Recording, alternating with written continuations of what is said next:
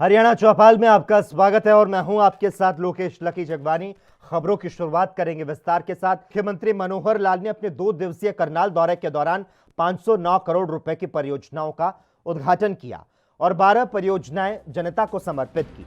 उपायुक्त निशांत कुमार यादव ने बताया कि मुख्यमंत्री मनोहर लाल ने मंगलवार को अपने कार्यक्रम के दौरान करीब 225 करोड़ रुपए की 3 परियोजनाओं का उद्घाटन किया। इसमें करनाल कैथल रोड और करनाल रंबा इंद्री लाडवा की 4 मार्गीय सड़क कार्य का उद्घाटन शामिल है। उन्होंने 4 लाइनिंग का कार्य पूरा हो चुका है, जिस पर अनुमानित 175 करोड़ रुपए की राशि खर्च हुई है।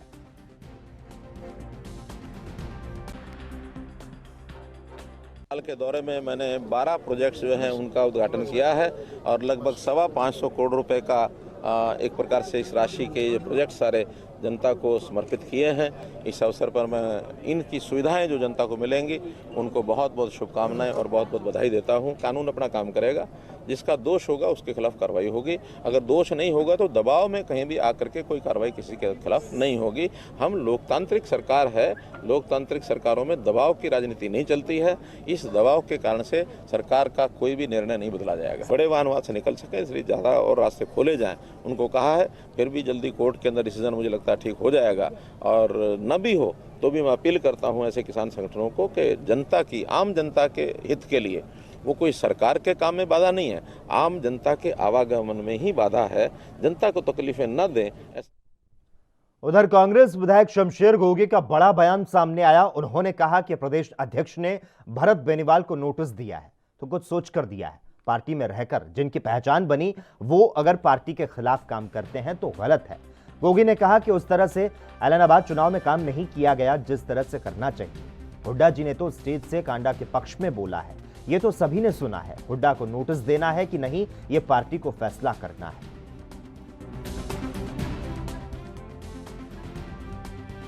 देखो, प्रदेश अध्यक्ष ने नोटिस दिया है तो कुछ सोच समझ के ही दिया होगा, और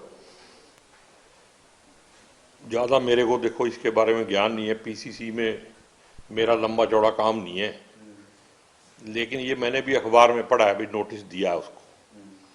लेकिन इससे भी बड़ी बात है जो मैं समझता हूं, पार्टी के अंदर रह के जिन लोगों की पहचान कांग्रेस पार्टी की वजह से बनी है, अगर उन्होंने, अगर लगा रहा हूं मैं, कांग्रेस के साथ धोखा किया है तो उनको भगवान भी माफ नहीं करेगा। कृष्ण भगवान का देश है और कभी निष्फल नहीं होता। भी जो जैसा कर्म करेगा वैसा फल जरूर मिलेगा उसको। थोड़ी देर के लिए टेम्परेरी बड़ी रात मिल सकती है, उनको अच्छा लग सकता है, लेकिन वक्त के अनुसार धीरे धीरे उसका फल भुगतना पड़ेगा। भगवान क्यों देगा सर फल? भगवान ही देता है। पार्टी की तरफ से उन्हें क्यों नहीं नोटिस किया जा रहा? हिंदुस्तान में कहते हैं बिना भगवान के पत्ता नहीं हिलता, तो फिर फल कौन देगा? आपको लगता है पार्टी की तरफ से भी कोई नोटिस किया? पार्टी भी अगर कोई ना कोई फल देगी ना तो वो भी भगवान की मर्जी से ही चलता है। ये देश में जो बुरे दिन आए हुए हैं पर भगवान की मर्जी से ही चल रहे हैं।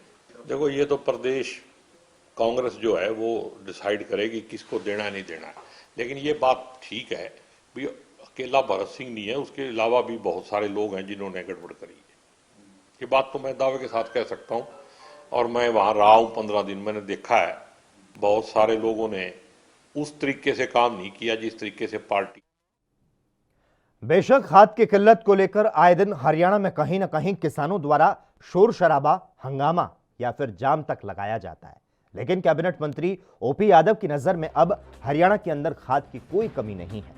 ओपी यादव झज्जर के लघु सचिवालय में जिला योजनाकार की मीटिंग में भाग लेने के लिए आए थे, लेकिन बाद में जब मीडिया के सामने वे रूबरू हुए तो मंत्री का कहना था कि वे मानते हैं कि हरियाणा में 1 महीने पहले खाद की दिक्कत थी, लेकिन मौजूदा समय में किसानों का खाद मिल रहा है। उधर बैठक में आज विपक्षी पार्टी कांग्रेस की विधायक गीता भुक्कल भी शिरकत करने पहुंची। उन्होंने मीटिंग के अंदर और बाहर दोनों जगहों पर झज्जर जिले के साथ विकास के मामले में भेदभाव करने का आरोप लगाया।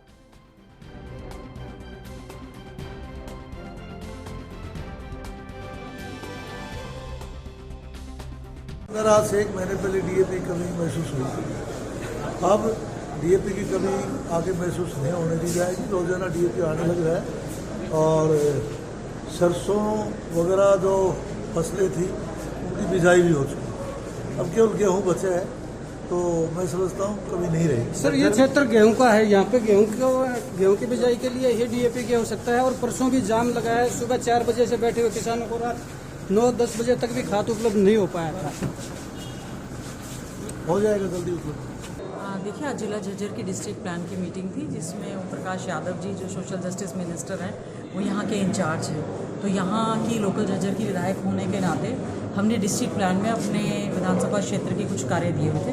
बहुत समय से हमारे क्षेत्र के साथ अन्याय हुआ है, पैसे हमें नहीं मिले हैं। जो 5 करोड़ की राशि हर विधायक को दिए जाने की बात थी, हमने बहुत बार उसके एस्टीमेट्स भिजवाए हैं और उसका पैसा नहीं मिला। इसी वजह से आज हमने जिला झज्जर की जो डिस्ट्रिक्ट प्लान की मीटिंग थी ये हमने अटेंड भी की है। और विशेष तौर से जो हमारे क्षेत्र के शहीद हुए हैं, अमित मान हैं, हमारे गौरव दत्त हैं और विक्रांत सहरावत जो हुए, उनके शहीद स्मारक भी हमारे अधूरे पड़े हैं, उनके लिए हमने आज खास तौर से, और हमारे शहर की कुछ धर्मशालाएं चौपालें हैं जो कि बहुत लंबे समय से जब हमने फंड्स दिए थे उसके बाद उन्हें पैसा। उत्तर भारत का प्रसिद्ध छठ महापर्व आरंभ हो चुका है। यमुनानगर जिला प्रशासन ने सभी तैयारियों को पूरा कर लिया है। श्रद्धालुओं को किसी तरह की कोई दिक्कत ना आए, इसके लिए यमुना किनारे सफाई करवाई गई। यमुना में जाने के लिए प्रबंध किए गए हैं।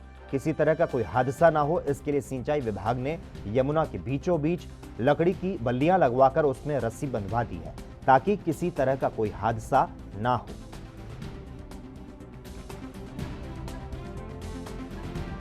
हमने इस पे जितनी भी सर्विस रोड थी जहाँ पर ये सारा चलने से ट्रैक्टर ट्राली सब ऊंचा नीचा ऊपर खाबर उस सबको समतल कराया, जहाँ जहाँ पर रिक्वायरमेंट थी, जहाँ पर लोग पूजा करेंगे। दूसरा, नदी के अंदर हमने हमारी नहर के अंदर बलियाँ लगवाई हैं और उन पे रस्से बंधवाए हैं, ताकि कोई भी बच्चे उस रस्से को क्रॉस करके कोई भी हादसा ना हो पाए।